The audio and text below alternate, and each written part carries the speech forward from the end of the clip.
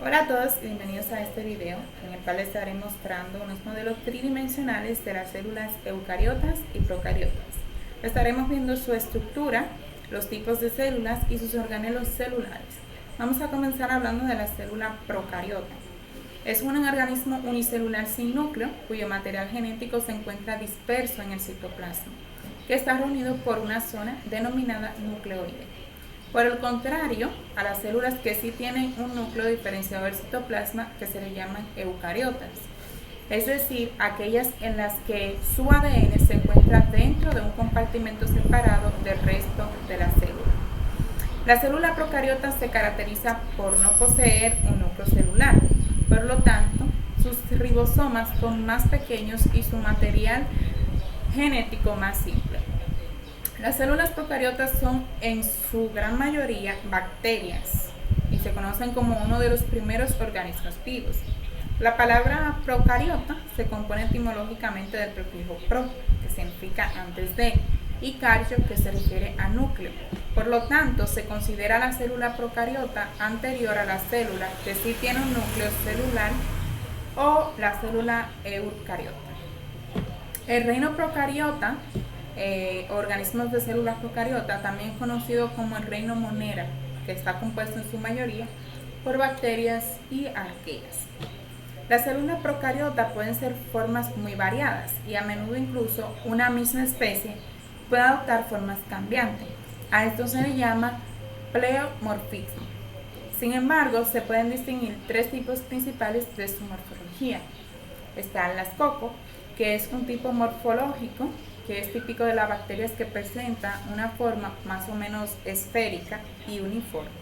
Esas bacterias también pueden presentarse en cocos en grupos de A2, los diplocos, o cocos en grupos de A4, que son los tetracocos, y cocos en cadena, que son los streptococos, y cocos en agrupaciones irregulares o racimo estafilococo.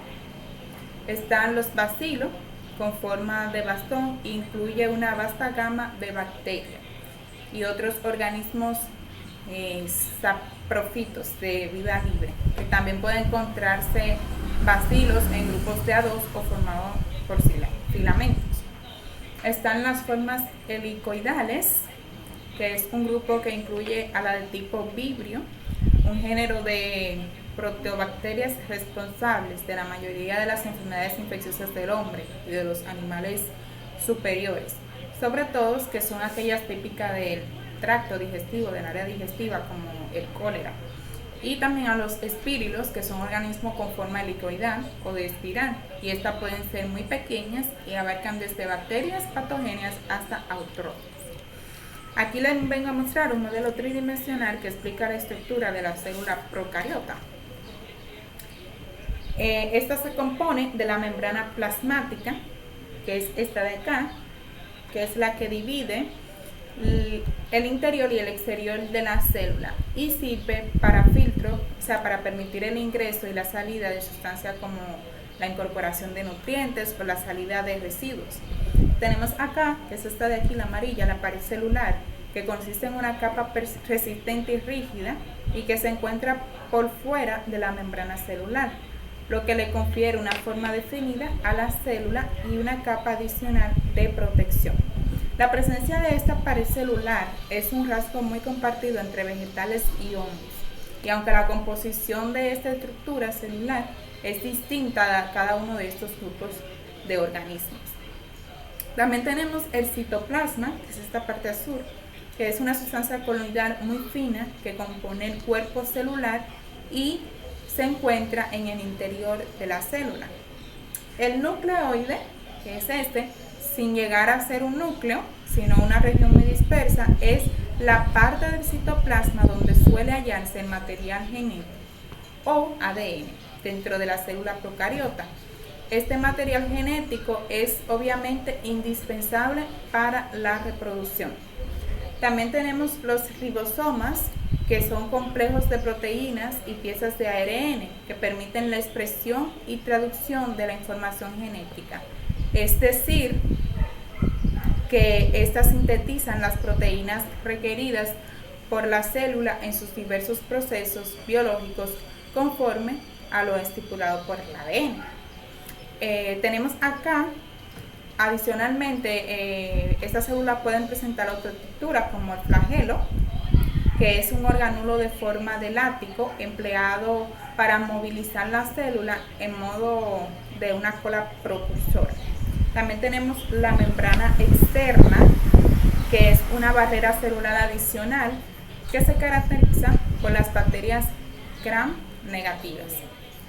Tenemos la cápsula, que vendría siendo todo esto, que es una capa formada por polímeros orgánicos que se depositan por fuera de la pared celular y tiene una función protectora, y también se utiliza como depósito de alimento en lugar de eliminación de desechos. También tenemos otras estructuras que son, por ejemplo, los pilos, y que son estas cositas de acá, y así básicamente se compone la estructura de la célula procariota.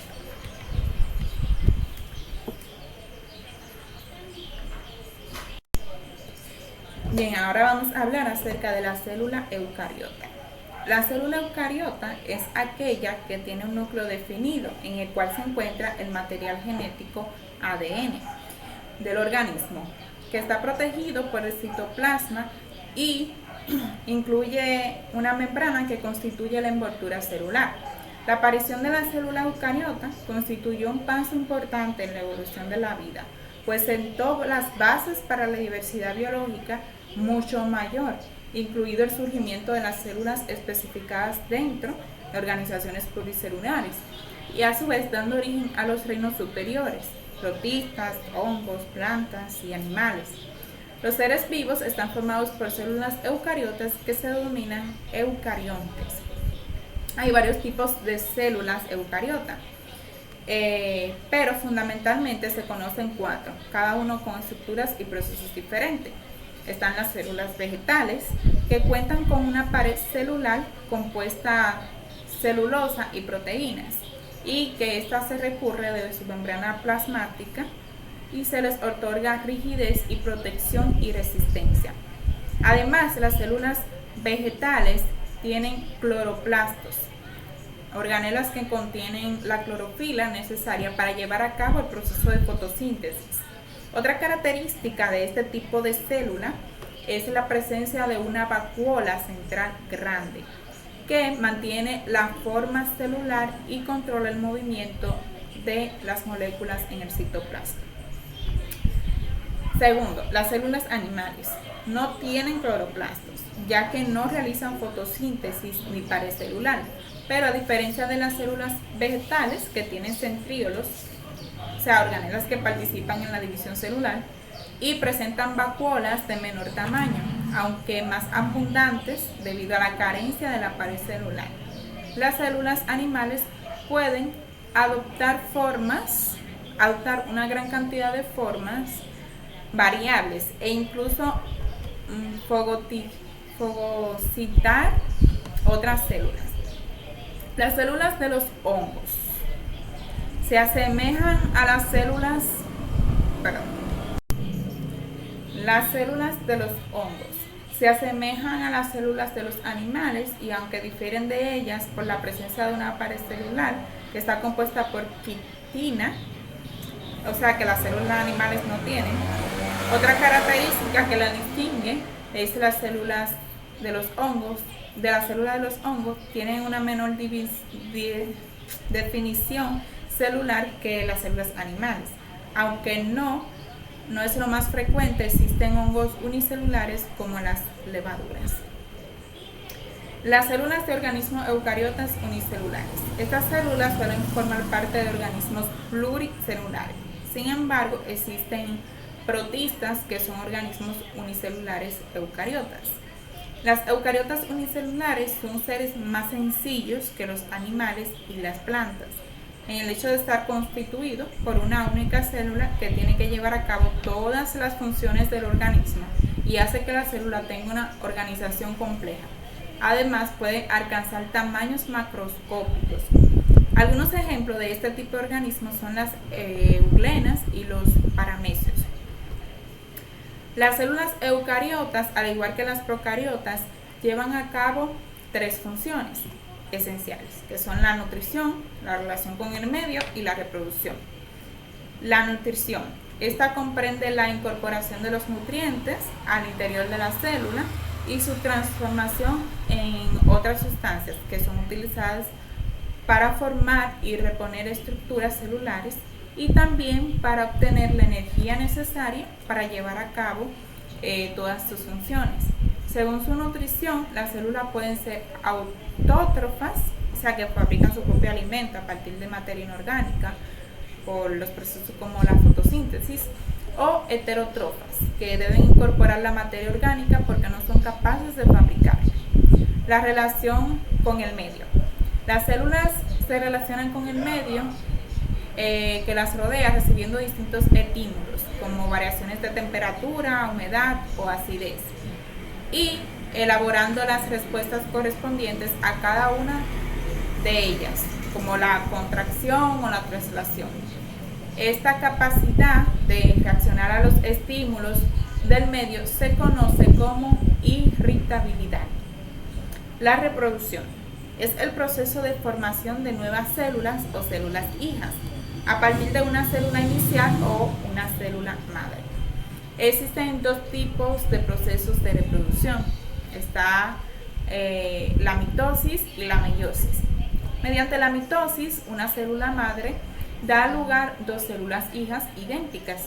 Es decir, pues aquí tengo un modelo tridimensional de lo que es la célula eucariota.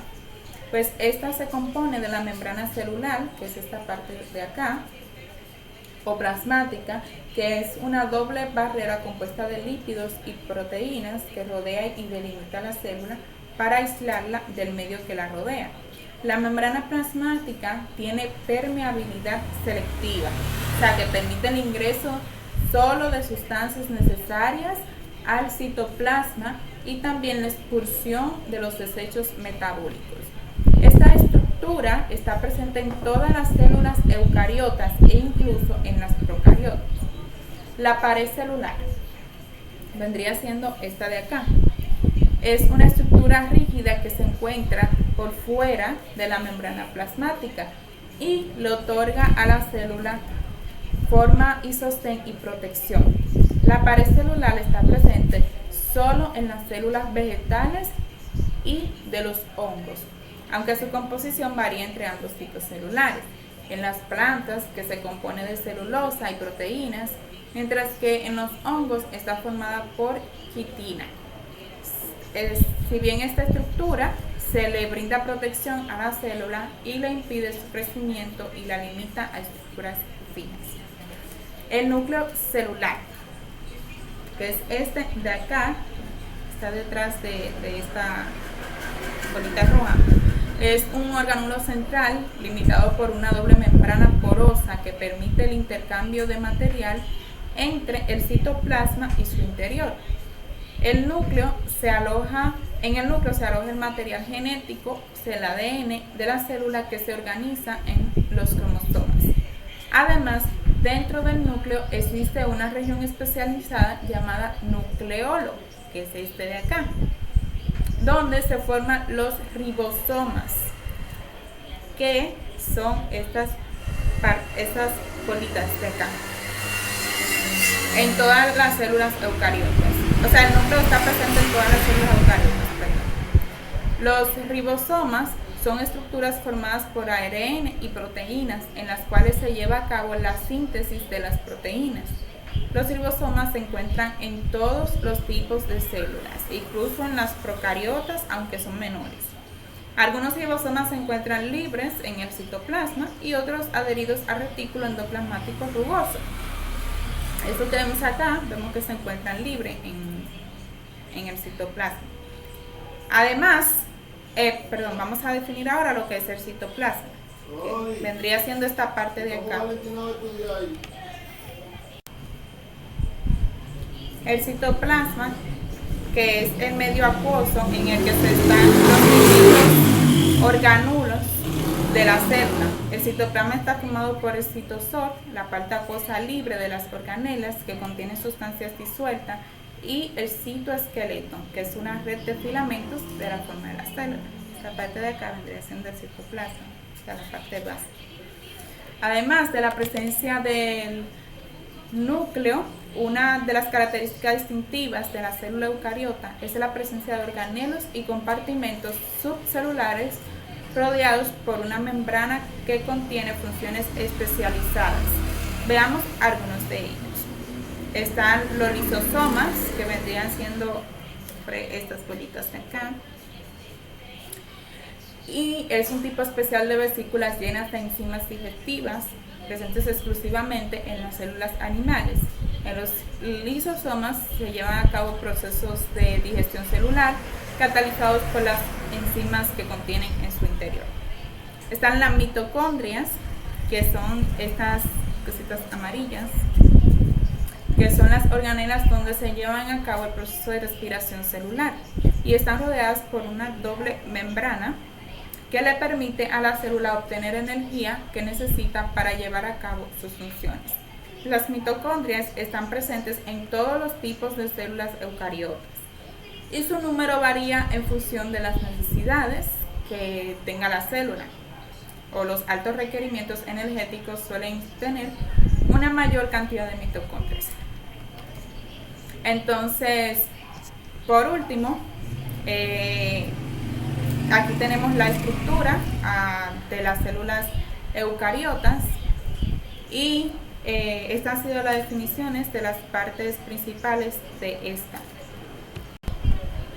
Algo que se me olvidó mencionar es el aparato de Golgi, que es este que se encuentra acá. Es una organela compuesta por un conjunto de discos y sacos aplanados que se denominan cisternas.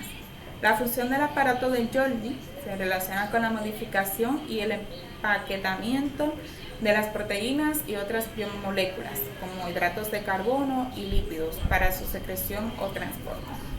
Muchas gracias por prestar atención a este video. Espero que les haya sido de mucha ayuda toda esta información y que hayan podido conocer mejor la estructura de las células procariotas y eucariotas, sus organelos celulares y los tipos de cada una de estas.